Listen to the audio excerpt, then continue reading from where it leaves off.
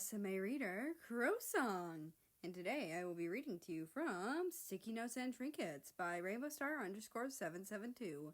That's me! Now, on to Chapter 24, Medical Exemptions and Group Projects. America leaned against the wall, pressing himself into a hiding spot as he watched Russia collect his next gift. The simple yellow frog plush. He felt excited. He always loved watching others receive gifts that he had made. It always had been that way. He got far more joy out of giving things to people than he did anything else. Only once Russia came into view and took the gift out of his locker and let out a quiet, startled noise, that he realized what he was doing could be perceived as a courting ritual for a fellow avian. He didn't mean it that way, though. He wasn't trying to be chaste. He just wanted a friend.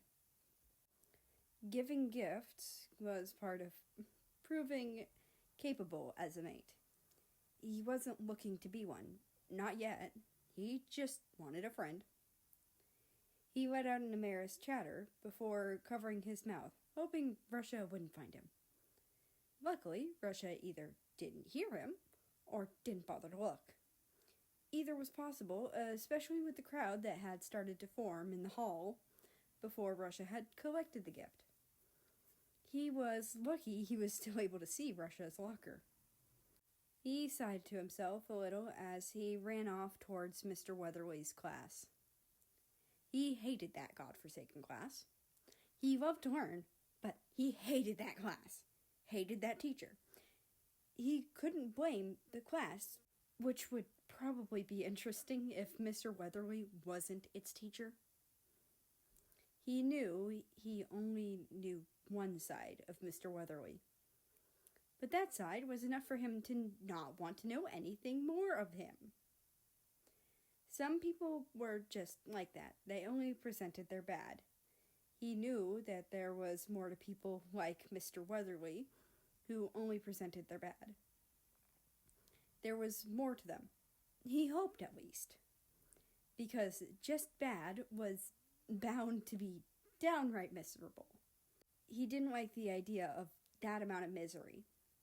He sighed to himself and shook his head, deciding to distract himself from the misery of the class.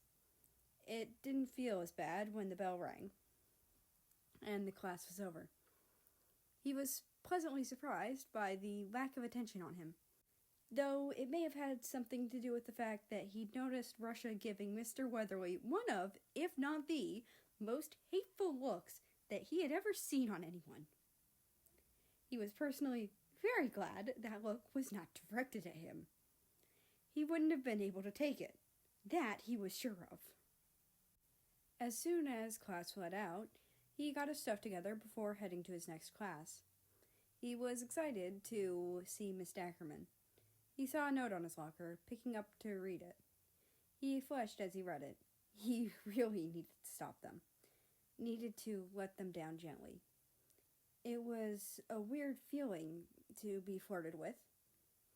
The note read, "Are you a bank loan? Because you have my interest." And there was a little winky face drawn at the end of the note. He shoved the note into his binder and quickly shoved the world history book back into his locker and collected his biology book. He rushed off to the class, very much flustered by the note. He shook his head and settled himself into the seat in the back of the class, glancing and noticing that his desk had nothing written on it, nor were there any notes. A pleasant surprise. He put his book down and his binder before looking around to see who all was already there. He almost jumped out of his skin when he saw that Russia was seated beside him, glaring holes into the back of the head of one Simon Dreg. Sure, he didn't like Simon much himself, but he had to wonder what Simon had done to vex his unnaturally tall classmate. Only thing he could think of was this might be his overdramatics and flirting. He knew he wasn't the only one that Simon hit on, though the way Simon did it to him made him more self-conscious and wished that he did not exist. It wasn't the same way that the person who left him sticky notes did. All he knew is he didn't like it. Maybe he'd done it to Russia, and that's why he seemed to want to will Simon out of existence. He shook his head to rid himself of the train of thought. It wasn't his business anyway. Soon enough, Miss Dackerman was making her rounds to collect attendance. She was quiet and polite when she got to him, as she always was, making sure his morning was going well before going to the next student. He sighed and allowed himself to get lost in thought. He couldn't really wait for chemistry class, as he was looking forward to the project that Mr. Reinhardt was giving them. He knew it was going to be fun. All of the projects that he gave them were. He was snapped out of his thoughts by the bell ringing, so he recollected his things and put them away before leaving the classroom. He made his way to the library and settled to read and have a small salad. He ended up continuing to read the book that he'd been recommended, grumbling to himself as he tried to find where he'd left off. Why he'd seen it as a good idea to get the PDF of it, he didn't remember, nor care.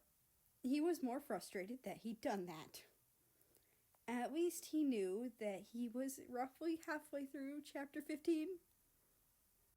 Once he'd managed to find where he left off, he was sucked right back into the mystery. He was about halfway through the book at the moment, and he was excited to see where the story was going to go. He was a bit disappointed when lunch was drawing to an end, making sure that he took a note of where he'd gotten to before getting up and going to the locker room.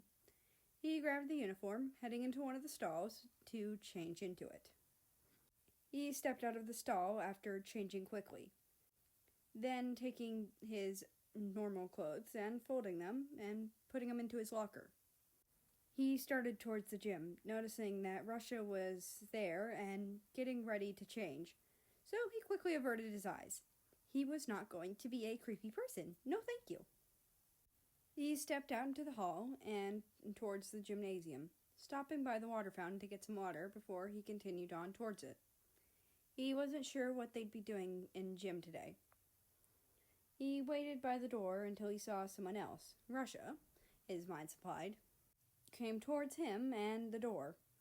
He noticed Russia glance at him before opening the door and holding it for him. He internally freaked out for a second before dipping his head and saying a quick "thank you" and rushing through the door. It, however, turned out to be a bad time for him. Luckily, he was still allowed to sit out on football. He hated that it further set him aside as different. But he had slightly hollow bones, avian adaptations, ones that were useless to him, ones meant for flight. He sighed when it was announced, waiting to be led to the field. He'd be doing scorekeeping, like usual. What he wasn't expecting to hear was a loud, "What the fuck?" when he took his usual spot. That confused him. Usually no one commented. "Why is he off to the side?" he heard Russia ask. Coach Falk let out a grumpy-sounding sigh, crossing his arms. "You're new here, so I'll let it pass. He's got an exemption. He'll tell you more if he wants to." America felt himself relax a little as he was able to get by without having to disclose that particular information. Russia seemed to glare at Coach Falk for a second before shrugging to himself. America noticed Cuba lean over and whisper to Russia.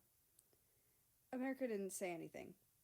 One thing he knew about Cuba was that he was friendly. And he also knew dang near everything about everyone. He was pretty sure, though, that Cuba knew the least about him, as he was far more aware of his surroundings and people than everyone else in school. He had noticed that through his own people watching. He wouldn't be surprised if Cuba knew what his medical exemption was, since he'd seen the note on Coach Falk's desk, and he handed it over on the first day of class. Cuba had likely snuck around to find it. He shook his head and got himself back into the correct headspace. He was admittedly very bored for that whole period. He was glad when he was finally able to go back to the locker room and get changed. He let out a sigh once he was back into his normal clothes. He got his bag and bolted off towards the chemistry classroom, which was more like a lab. He took his usual spot and waited for class to start. The bell rang, and it was quickly followed by an excited, "Hello, and welcome back to class, little chemists," from Mr. Reinhardt. He smiled. He always loved how Mr. Reinhardt started classes. "Today we will be starting a group project, so pick your partners." Mr. Reinhardt smiled and took a seat, ready to let them just pick their partners. Brian, being the drifter he was, came up to him, assuming that America would take him as his partner. "So, America, let's partner up again, yeah?" "Always goes well," Brian purred. America shook his head. No. I'd actually prefer not. You don't really contribute. You go talk to your friends and leave me with the work," America responded with a quiet tone. "What? No, I don't," Brian shouted, ever the freeloader with excuses. "You do, every time. I always end up with all the work, and then you try to take credit when we do presentations," America responded, getting up and going over to Mr. Reinhardt. "Mr. Reinhardt, do you think I could work alone?" "I don't. Brian wants to work with me, and I don't feel comfortable doing so. So could I work alone?" America asked, feeling timid and anxious about asking. "Well, I can't let you work alone, but I'll put you down as not to work with him again. Please let me know when someone makes you uncomfortable like that again," Mr. Reinhardt said in a soft tone, writing down a quick note. America nodded, a bit disappointed. He went back to his seat, thinking about who he should work with. Maybe he should work with Kelly. He considered that until he noticed her pairing with her boyfriend. He internally sighed, going back to thinking. He nearly jumped out of his skin when he heard a light tap on his desk. He looked up to see that it was Russia. Hey, Russia," America stuttered out. "I would like if you work with me," Russia stated. "I promise to do my share of the work." I suppose it wouldn't hurt," America muttered. "Thank you. I will go tell Mr. Reinhardt. I will be back," Russia said before walking away. America sighed to himself and sunk into his seat. Maybe Russia didn't dislike him. Russia returned after a while, sitting beside him. "I bring knowledge of project," Russia said, seeming quite happy with himself. "We are doing research on the chemistry of corrosion. We are doing a lab on this once everyone has partner." America hummed and nodded, settling himself into a seat. After a beat of silence, America looked up at Russia, deciding to ask a question that had been bothering him for quite a while. "Do you hate or dislike me?" America asked, internally panicked about the potential answers. Нет, я не," Russia responded, moving and resting a hand on America's head. The Russian translates to, No, I do not." America paused for a second, trying to remember what that meant. He knew a fair share of Russian since his dad knew it, and honestly tossed him with people who spoke so many different languages that he understood just about anything thrown at him. Wait, I was speaking Russian. I am sorry. Russia apologized. I said I do not. I don't hate you. I do not dislike you either. I know, it just took me a second. I just needed to knock the language part of my brain for a second. America assured quickly, not wanting to make Russia feel awkward. Wait, you speak Russian? Russia exclaimed, looking genuinely excited. I don't speak it well, but I can understand it. I didn't have anyone to teach me to speak it, America admitted. Still cool. You are a friend now, Russia hummed, hugging America. I will teach you to speak it. America internally panicked, his face flushing a little. Sorry, I did not mean to make you panic. Russia apologized, letting go of America. You're fine, America said softly, lightly patting Russia's back. Before Russia could respond, Mr. Reinhardt was getting the class to focus again, to tell them what they were going to be doing. And that is the end of this chapter. I hope you enjoyed. Anyway, I'd like to invite you to join the Discord, which is linked down in the description below. That being said, I hope you have a nice rest of your day, night, or whatever it is for you. Just enjoy your time. And I will see you tomorrow.